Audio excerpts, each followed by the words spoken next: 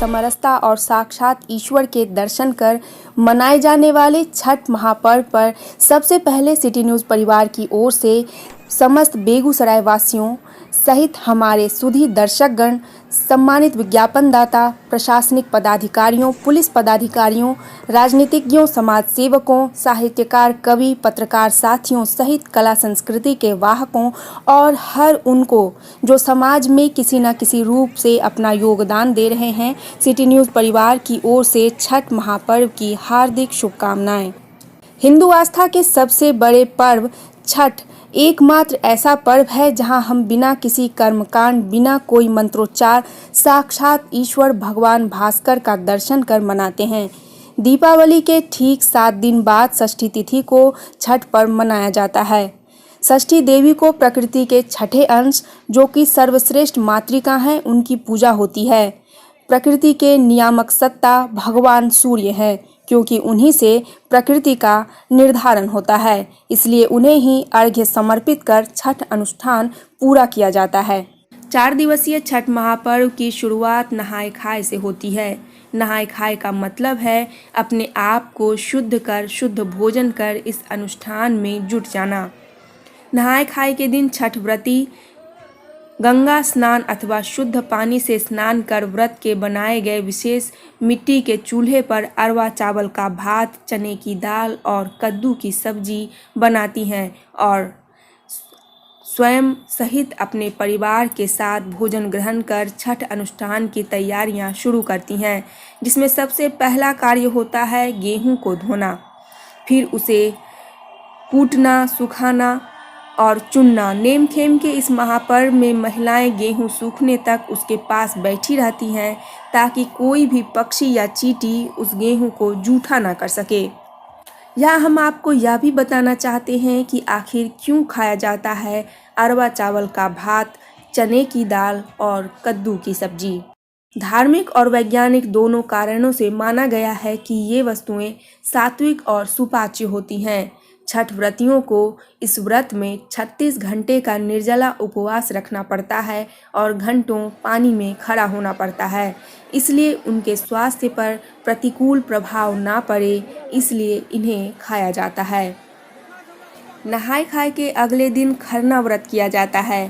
खरना के बाद से ही छठ व्रती महिलाओं का 36 घंटे का कठिन निर्जला उपवास की शुरुआत होती है।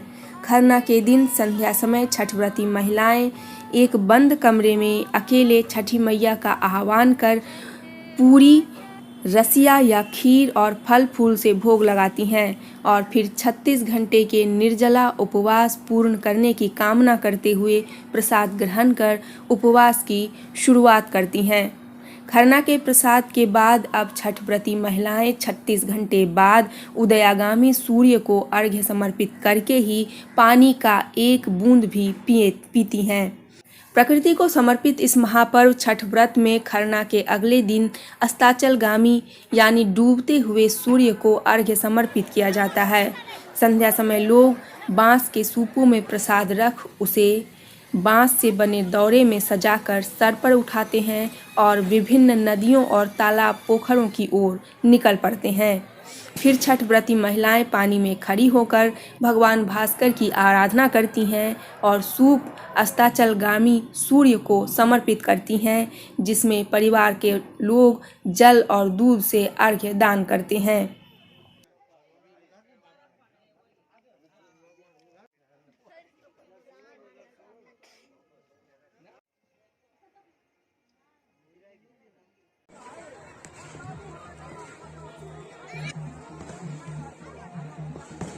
यहाँ हम ये भी बता दें कि छठ पर्व हमें सामाजिक महत्व को भी समझाता है। डूबते हुए सूर्य को अर्घ्य देना यह परिभाषित करता है कि समाज में सिर्फ आगे उठे हुओं का ही नहीं बल्कि जो नीचे गिरे हैं उनका भी सम्मान करना चाहिए। इसलिए इस महापर्व में जहाँ उगते हुए भगवान भास्कर की आराधना होती है, वहीं डूबते हुए भगवान भास्कर की भी आराधना की जाती है। अस्ताचलगामी भगवान भास्कर को अर्घ्य अर्पण के बाद अगले दिन अहले सुबह उदयाचलगामी यानी उगते हुए सूर्य को अर्घ्य समर्पित कर इस 4 दिवसीय महानुष्ठान की पूर्णाहुति हो जाती है।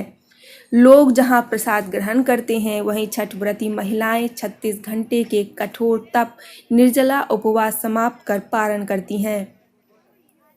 उदयगामी भगवान भास्कर को अर्घ्य देते हुए पौ फटने से घंटों पूर्व रात के अंधेरे में ही श्रद्धालु जलाशयों पर पहुंच जाते हैं। घाट के चारों ओर दिए की टिमटिमाहट स्वर्ग सा नज़ारा प्रस्तुत करता है। छठ व्रती महिलाएं पानी में खड़े हाथ जोड़ आंख बंद किए आराधना में तल्लीन रहती हैं और सूर्य की पहली किरण निकलते ही शुरू हो जाता है अर्घ्य दान का सिलसिला।